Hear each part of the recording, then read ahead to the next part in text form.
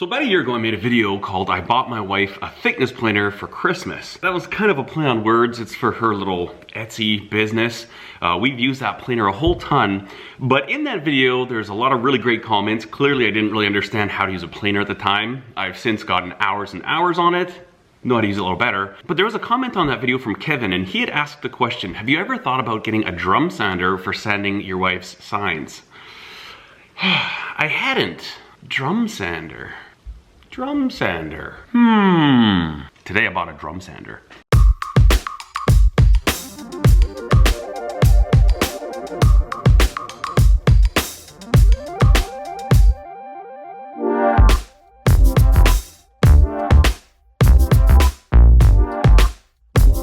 Here it is. This is a big old bad boy right in here. This is the CraftX. I don't know what the number is. We'll get to that. But it's a 16-inch open-end drum sander. Looks like a, kind of a run-of-the-mill generic open-end drum sander. Not super heavy-duty, but let's open it up and see what this thing looks like and see how well it works. Now, the main reason I'd want a drum sander is these are some boards. Where's a good example here? A lot of these boards, when you get them, they come really dished. They're cupped, so we plane them out, but then obviously, you get snipe. And there's certain things you can do to avoid the snipe, and we do as much as we can to mitigate it. You can barely see it right there. But one thing with the drum sanders, this one's fine, but sometimes when you have knots like this, or even just sometimes on the open face, like depends on how the grain is, it'll actually chip out and like rip chunks of it out. Like right here, kind of tore this edge out. Let's see if I can find another good example. I think I burned all of them. Oh, here we go. So see, right in here, we get all these chunks ripped out of there. And that's frustrating. This wasn't there, and it just happens to be with the way that this wood grain is. Sometimes the planer blades rip it out. I change the blades very regularly. I order new blades, keep them sharp, so it's not dull blades. I'm getting a really nice surface finish, but just some boards chunk out like that. Now, I've never used a drum sander in my life. The hope is that I might be able to forego planing the boards unless they're really badly dished and warped, because then I can flatten them out.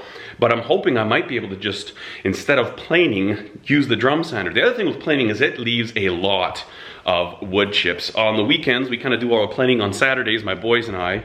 We'll get, these are bags full of chips, and we'll go through, some weekends, we'll get like 5 of these bags full. Like Saturdays, all day Saturdays, I'm in here planing wood and doing stuff like that. I'm hoping that drum sander is going to really change the game. So let's crack into it, get it set up. I also bought a mobile base for it so I can move it around in here. And obviously this time of year, the van does not come inside the garage at all. This is like, it's actually crowded in here with all the tools I bring in from the sea can and all this stuff. So anyways, blah, blah, blah, enough of that. Let's check this sucker out. Whoa, big warning sign right off the bat. So I guess I'm not supposed to be yanking it around by this little tower. I gotta set this whole base up.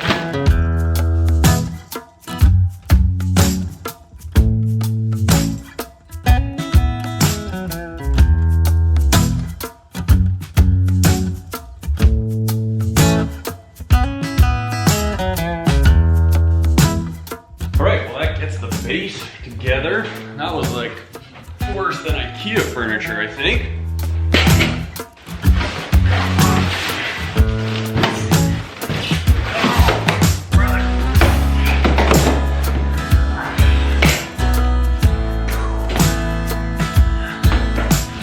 Heavy duty.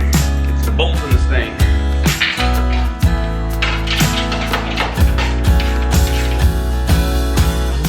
One secret, when you're locking set screws, you don't want them to ever come loose. You loosen, tighten a couple times, and it kind of creates a little seat for it.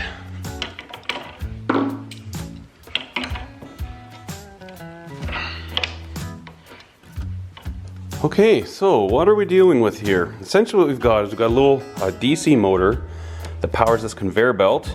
You stick your wood on here, it goes through, and this is the sanding head. We've got a dust collection port here. Oh sweet, it's already wrapped up with paper. So anyways, that's it. You basically take these paper strips, and what I'm gonna do is I've actually bought some separate stuff, but you cut this angle in right here, and there's just these little tabs. It's like a little spring-loaded tab right there. You loosen that off, and that's what grips down the paper. And then our 110 volt motor drives this sanding head. So it's sanding like this, pulls your stuff through, and you can do 0 to 5 inches. I've actually seen a lot of people use these to make their own like veneer and stuff like that. So I think this is gonna be really handy for the signs, but also for knife handle scales. You know, if I could just run them through and get them really nice and flat and smooth, take the thickness down. Now, if you've seen the video of my planer, you remember I tried putting a little piece of, oh, it's that terrible wood that's apparently really bad to harvest that was given to me. This stuff right here, kauri. A viewer had given me a whole bunch of this, and I went to put this into the planer, and it just grabbed it and just like launched it across the garage. So this little sander should work well for this type of stuff. Obviously it would take a few passes if you've got a lot of warp to it, but I guess that's pretty much the gist of it. So we've got it on the stand, a little belt feed here. It's not super quick. This is a variable speed, DC obviously. And then you adjust your thickness just by cranking this up and down. From what I understand, it's actually quite rigid, and there's, like, I was wondering about getting the ones that have like supported on either side, but the guy said that for what I'm doing, if I'm not doing real heavy stuff, this is probably gonna be good. Let's run some power cords over here. Fire this thing up. Nice thing with this is it's nice and quiet. It's just gonna be the dust collector that makes all the noise, so I'm excited to try this. All right, so I believe to set the depth of this, what you do is you put your piece in there. See, this one has a little sniped in, yeah. So you put your piece in there and just kind of lower this until it starts to touch. Okay, so we're touching there, barely. I'm just gonna try that for now. So I'll fire the dust collector up. Let's give it a run.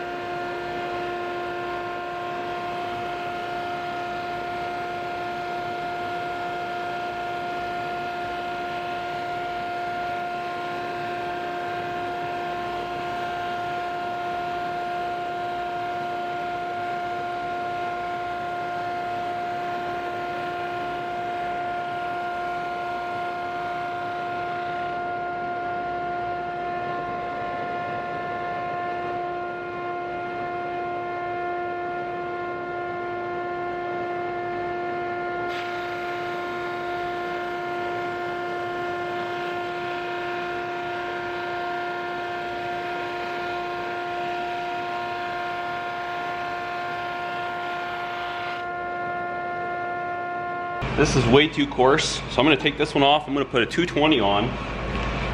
And then I also don't like how little grip this thing has, this belt. It's not really pulling it through that well.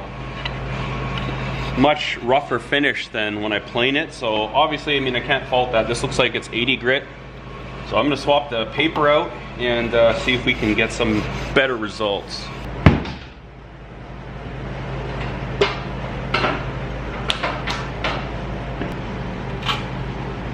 This out.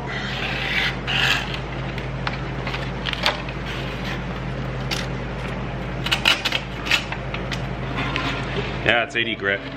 Okay, I think I've got this figured out. I had to jump onto YouTube. But that YouTube can be handy sometimes, can't it?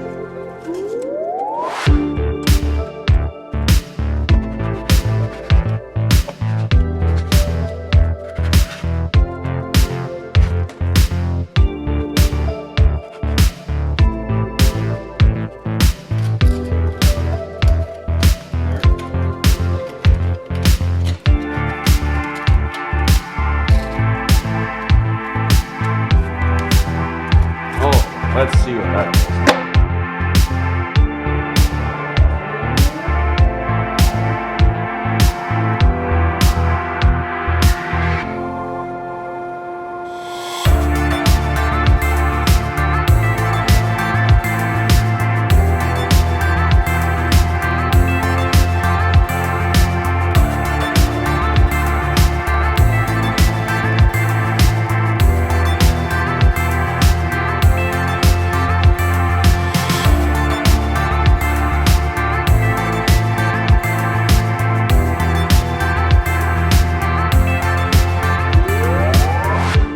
I'm really impressed. At 180 grit, that should be plenty good surface finish. And then what I'll do is I'll just go with my random orbital sander and hit the ends of these, but I used to spend about 2 minutes on a board by hand, and now I don't have to do that at all. So I think this was a winner right here. I'm pretty excited about it actually. And I can take my abrasive cleaning stick, clean this as I need to, but whew, I'm excited. All right guys, it is actually the next morning, and last night I got to spend a decent amount of time with this thing. You can see all those boards there. I sanded all of those. And this is a pretty good tool. Glad that I bought it. However, there's one glaring fail. And honestly, Craftex, if you guys ever see this, the person that made the decision to use this conveyor belting, give them a different job. Because this is the stupidest thing I've seen in a really long time. Now, I used to work at airports. I used to work for a company that manufactured airport baggage conveyors. For 17 years of my life, I've worked on conveyors.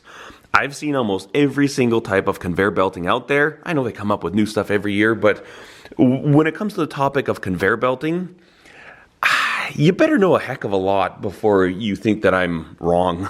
I'm sorry, I don't mean to sound conceited, but literally this is what I've done for 17 years was belting. I've gone to trade shows where the only thing they talk about is different conveyor belting materials. This is stupid. This is the dumbest idea I've seen in a heck of a long time. I know they've got these little squares to give it some grip. The reason, I mean, I don't even know why those are there, because this is like Teflon almost. This is very slick. If you would like to use this machine in a method where you could just set your workpiece on there and have it feed through, au contraire, my friends, this does not work that way, with the exception of a super light cut.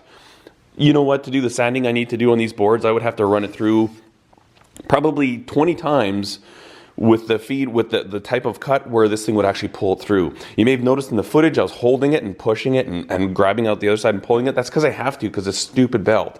Now I know the one that was bigger than this, the belt was actually like, it looked like a piece of sandpaper. It was like an abrasive cloth belt. And I'm going to see if that thing could be swapped out onto this. If not, I'm going to go and just reach out to the place that I used to work. We've got all kinds of belting there. And I'm actually going to get a new belt made up for this, because this is horse hockey. This is the dumbest idea I've seen in a long time. Craftex, come on. Like what? Oh, terrible. Other than that, though, it is a good machine. I'm really quite happy with it. I went through 2 rolls of abrasives, and I don't know, I probably used this for 4 hours last night. Now, I also was trying it on some synthetic scale material. These are some scales a gentleman had made and sent me, and I needed them flattened out, so it worked really well for that.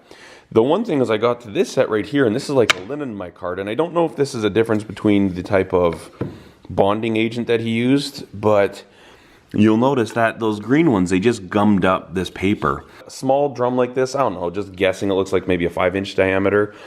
I think this thing would not be best suited for flattening out synthetics, just because of the fact that you get that gumming up. I did some other wood materials, and it worked great for that, as long as the one thing, again, with this stupid conveyor belt, if you had like a little 5-inch scale, it wouldn't pull it through, so I had to use like a ruler and kind of feed it through like that, or a pencil, and that's not that safe. If you had a better belt, it'd be awesome. It'd be so great. You could just put your scales in there, run them through, and get them nice and smooth and flat. But all in all, it's a good machine. You know, you kind of look at what you're getting here and what they're trying to do with this cantilever arm. So basically, like, this is wide open all the way through, right? So you can see there's no tower on this side. So the idea is that if this is a 16-inch wide, you could do up to 32 inches, right? You'd do half and then half. And then what you'll do is there's a little shim right in here. You'd take this out so that you wouldn't get a really hard sanding line. It would kind of taper off. It's cool. It's kind of the way, to me, it's not the perfect way to do it, but it is one way that you can sand larger things without getting sanding lines in the middle. But all in all, it's pretty good. I wish the base was a little bit narrower. If I was making this machine for me, I mean, it would be the footprint of the machine, for the simple fact that you're never really pushing on here very hard, right? When I'm feeding this through, I'm kind of just putting downward pressure and helping it along, but it's not like I'm ever shoving material into this thing. I don't know why you need such a huge base there, but anyways, really happy that I have it. And when you've got the amount of signs to do that we have to do, You know, I picked up some more lumber yesterday, and those are like stacks of 5. The machine like this actually pays for itself very, very quickly. When I bought my planer, that thing paid for itself on the first day that we used it. I'm not even joking, like fact of the matter, we did the math on it. And I think in about 3 days, this thing will be paid for, less than that. Just with how much I can get done, with how much we have to get done, this thing's gonna go boom really quickly.